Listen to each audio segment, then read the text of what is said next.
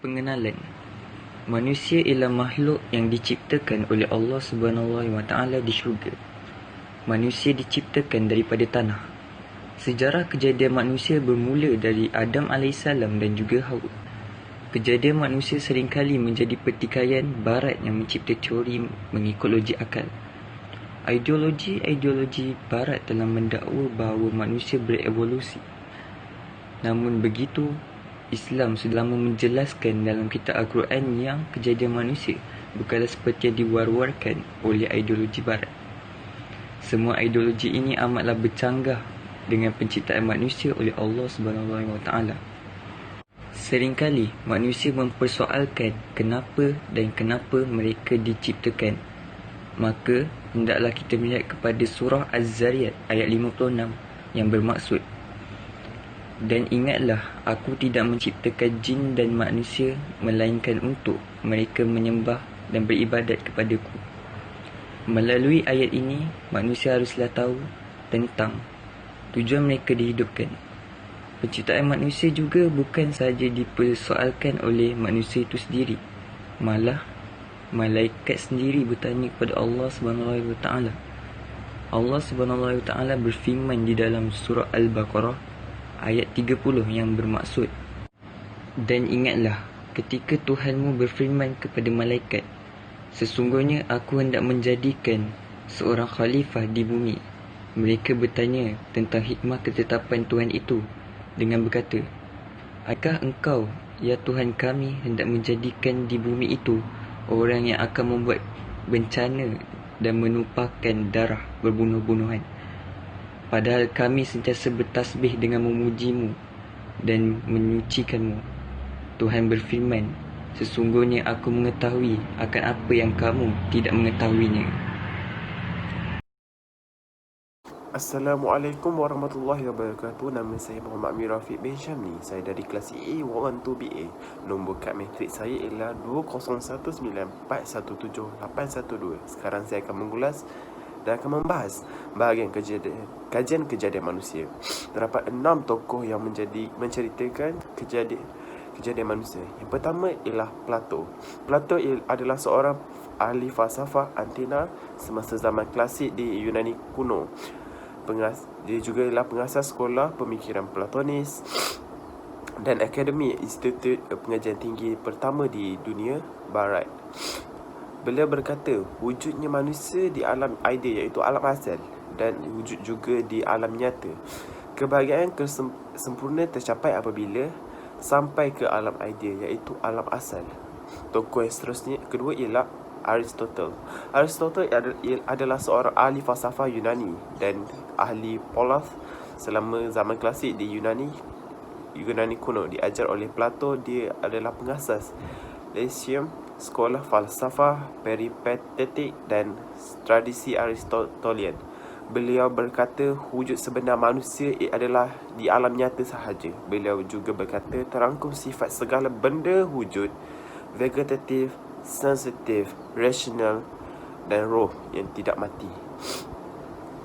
Tokoh yang ketiga ialah La Mettrie. Nama sebenarnya ialah Julien Alfred de La Mettrie. Adalah seorang doktor dan ahli falsafah Perancis dan salah satu yang paling awal dari materialis Perancis pencerahan. Pencerahan La Mettrie paling diingati kerana mengambil kedudukan bahawa manusia adalah haiwan yang kompleks dan tidak mempunyai jiwa daripada haiwan yang lain. Beliau juga berkata manusia adalah mesin. Maksudnya manusia ialah bahan tanpa jiwa boleh bergerak, tetapi jiwa tanpa bahan tidak mungkin bergerak. Manusia hanyalah bahan atau benda atau material semata-mata. Tokoh yang seterusnya ialah Feuerbach. Nama sebenarnya ialah Ludwig Andreas von Feuerbach. Adalah seorang ahli falsafah dan antropologi Jerman yang terkenal dengan bukunya The Essence of Christianity, yang memberikan kritikan terhadap Kristian yang sangat mempengaruhi generasi. Beliau berkata yang wujudnya hanyalah alam manusia, merupakan benda alam iaitu yang berasal daripada alam semula jadi. arah tujuan hidupnya ialah mengikut kecenderungan alam, menerima dunia dan menolak agama dan metafizik. Tokoh yang kelima ialah Karl Marx. Nama sebenarnya Karl Heinz Marx adalah seorang ahli falsafah Jerman, ahli ekonomi, sejarawan, sosiologi, ahli teori politik, wartawan dan revolusi sosialis. Dilahirkan di Trier, Jerman, Marx belajar undang-undang dan falsafah di universiti. Dia berkahwin dengan Jenny von Westphalen pada tahun 1843. Beliau berkata, manusia tidak bererti tanpa masyarakat dan manusia hidup ditentukan keadaan ekonomi, kekuatan material penentu kelangsungan hidup. Tokoh yang terakhir iaitu Sigmund Freud. Sigmund Freud adalah pakar neurologi Australia dan pengasas psikoanalisis, kaedah klinikal untuk merawat psikopatologi melalui dialog antara pesakit dan psikoanalisis. Freud dilahirkan oleh ibu bapa Yahudi Galicia di Bandar Moribla, Freiburg di Empire Australia. Beliau berkata bahawa tingkah laku manusia didorong oleh hasrat seksualiti dan terdapat 3 peringkat kesedaran menurut beliau. Yang pertama ialah sedar, yang kedua ialah prasedar dan yang terakhir ialah tidak sedar. Sekian dari saya. Terima kasih. Assalamualaikum warahmatullahi wabarakatuh. Nama saya Muhammad Syafiq Aiman bin Kamaluddin. Saya daripada kelas EE 112 BA. Nombor matrik saya adalah 20192664446. Seterusnya saya ingin membantahkan berkenaan 6 peringkat penciptaan Adam. Peringkat yang pertama, seperti kita tahu, Nabi Adam daripada tanah atau turab. Peringkat yang kedua adalah sari tanah atau tin. Seterusnya peringkat lumpur hitam atau hamaim masnum. Seterusnya peringkat tanah liat kering atau salsal. Yang kelima, pembentukan jasad. Dan yang terakhir adalah peringkat ditiupkan roh. Tanah turab.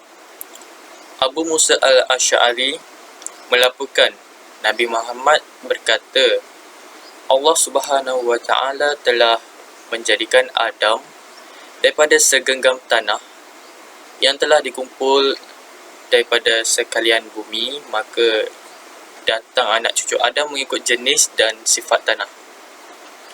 Ada dalam kalangan mereka itu berwarna merah, putih, hitam, dan ada dalam kalangan mereka bersifat lembut, kasar, jahat dan baik. Hadis riwayat Al-Tirmizi. Seterusnya peringkat sari tanah atau tin. Israel diperintahkan mengguli tanah daripada air busuk, air tawar, air masin dan yang kemudiannya menjadi tanah liat yang diperam. Ayat itu tadi memaksudkan bahawa keragaman dan perangai manusia. Dan peringkat yang ketiga, lumpur hitam atau hamaim masnum. Sari tanah yang telah dicampurkan dengan air itu tadi diperam sehingga ia bercampur aduk. Maka akan terbentuklah lumpur hitam. Ayat itu tadi disebut sebanyak 3 kali di dalam Al-Quran. Seterusnya peringkat tanah liat kering atau salsal. Lumpur hitam kering tadi menjadi salsal. Dia menciptakan manusia lembaga Adam daripada tanah liat kering seperti tembikar. Surah Al-Rahman ayat 14. Pembentukan jasad. Tanah liat dibentuk jasad Adam dan dibiarkan kering seperti tembikar selama 40 tahun dan diletakkan di hadapan pintu syurga selama 40 tahun. Setahun ditimpa hujan sukacita dan setahun ditimpa hujan dukacita. Peringkat yang terakhir ditiupkan roh. Kemudian apabila aku sempurnakan kejadiannya, serta aku tiupkan roh padanya daripada ciptaanku, maka hendaklah kamu sujud kepadanya. Surah Al-Hijr ayat 29. Sekian daripada saya. Terima kasih. Assalamualaikum warahmatullahi wabarakatuh. Saya Muhammad Zakir Amiruddin akan meneruskan pembentangan yang disampaikan oleh rakan saya sebentar tadi. Saya akan meneruskan pembentangan dengan topik saya iaitu 6 peringkat penciptaan keturunan Adam alaihi salam ataupun dikenali sebagai peringkat-peringkat penciptaan manusia. Peringkat pertama iaitu penyantuman nutfah. Nutfah juga disebut sebagai air mani. Pada peringkat ini berlakunya persenyawaan atau pencampuran nutfah lelaki dan perempuan sehingga menjadi sebati. Dapat dibuktikan dalam Al-Quran sebagai nutfah al-amsyas iaitu zigot. Perkara ini juga dapat diperkukuhkan lagi dengan firman Allah dalam surah Al-Insan ayat yang kedua. Sesungguhnya kami telah menciptakan manusia dari setitis air mani yang bercampur dan yang kami akan mengujinya dengan perintah dan larangan. Kerana itu kami akan jadikan dia mendengar dan melihat. Okey, saya teruskan pada peringkat yang kedua iaitu alaqah, iaitu segumpal darah. Pada peringkat ini, alaqah ini berlaku pada hari yang ke-7 hingga hari yang ke-21, di mana pada hari yang ke-7 telur yang sudah disenyawa itu akan tertanam atau terlekat di dinding rahim ataupun disebut sebagai kara makin. Setelah itu, kami mengubah nutfah menjadi alaqah. Perkara ini juga disebut dalam surah Al-Mu'minun ayat yang ke-14. Firman Allah Subhanahu Wa Taala, kemudian kami mengubah nutfah menjadi alaqah. Peringkat ketiga pula, mudghah. Pembentukan mudghah iaitu segumpal daging dikatakan terjadi pada minggu keempat.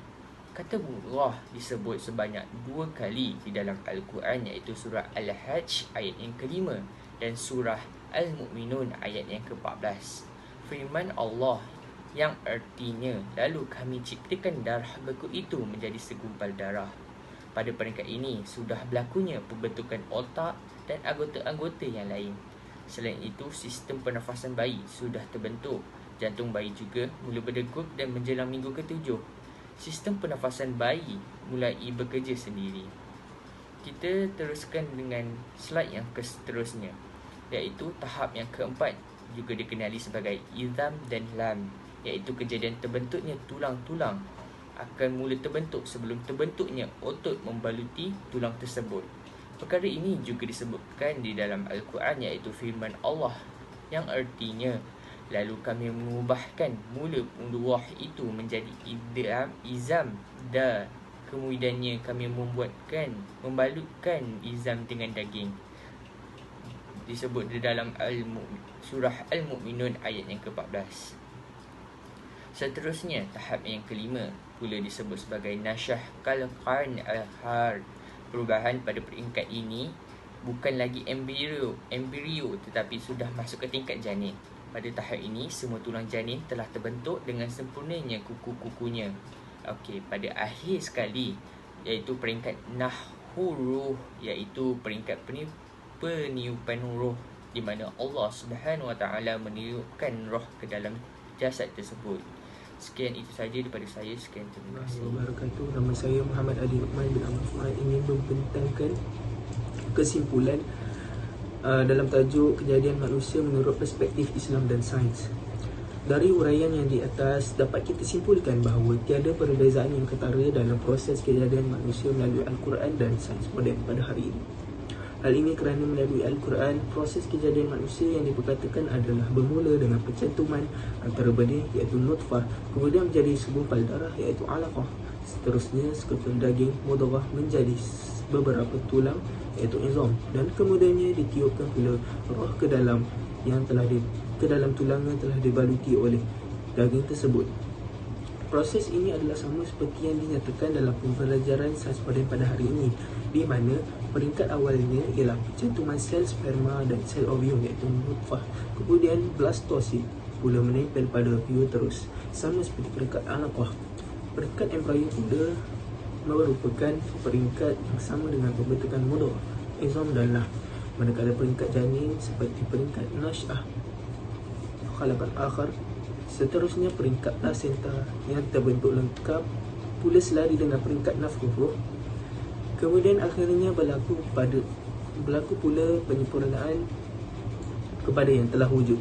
Maka jelaslah bahawa sains moden dan Al-Quran mempunyai konsep utama yang sama dalam proses kejadian manusia. Firman Allah Subhanahu Wa Taala yang bermaksud, dan sesungguhnya kami telah menciptakan manusia dari suatu saripati yang berasal dari tanah. Kemudian kami dijadikan saripati itu air mani yang disimpan di rahim. Kemudian air mani itu kami jadikan segumpal darah. Lalu segumpal darah itu kami jadikan segumpal daging, dan segumpal daging itu kami jadikan tulang belulang. Lalu tulang belulang itu kami bungkus dengan daging. Kemudian kami jadikan dia makhluk yang berbentuk lain. Maka Maha Suci Allah, pencipta yang paling baik. Surah Al-Mu'minun ayat 12-14.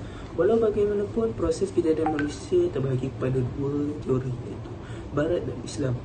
Lalu teori Barat pada mulanya dipercayai, tetapi akhirnya diragui oleh golongan intelektual dan dianggap tidak relevan. Teori-teori daripada sarjana Barat tidak diambil kira oleh masyarakat pada hari ini. Contohnya seperti teori abiogenesis yang dipelopori oleh Aristotle merupakan teori yang langsung tidak pernah diterima oleh masyarakat dunia. Selain itu, teori dari Charles Darwin, iaitu teori Darwin, hanya pada peringkat awal sahaja ada masyarakat yang mempercayai, tetapi setelah mengikut logik akal fikiran, teori tersebut telah dinafikan dan diketepikan. Hanya teori Islam masih relevan dan terbukti hingga kini. Oleh itu, manusia dianggap mulia dan sebaik-baik kejadian di muka bumi. Manusia juga telah menjadi khalifah di muka bumi ini dengan menjalankan tanggungjawab dan tugasan mereka. Tanggungjawab ini merupakan amanah Allah Subhanahu Wa Taala. Kita sebagai manusia haruslah memikul amanah ini dengan penuh tanggungjawab supaya kita tidak dipandang hina oleh masyarakat. Bagi memikul tanggungjawab ini, pengisian rohani dan pemantapan akidah adalah sangat penting bagi melancarkan tugasan yang telah diberikan oleh Allah Subhanahu Wa Taala kepada kita. Kita seharusnya menghargai darjat yang dikurniakan oleh Allah pada kita, kerana kita adalah semula-mula kejadian yang diciptakan oleh Allah. Saranan saya kepada masyarakat adalah, kita adalah sebaik-baik makhluk penciptaan Allah. Kita mempunyai bentuk yang sempurna, mempunyai fikiran dan akal. Seharusnya sebagai manusia yang berakal baik, kita menjaga dan melestarikan sumber daya yang kita miliki. Selain itu, tak lupa juga kita tetap belajar dan menuntut ilmu demi kemajuan bangsa. Sekian, terima kasih.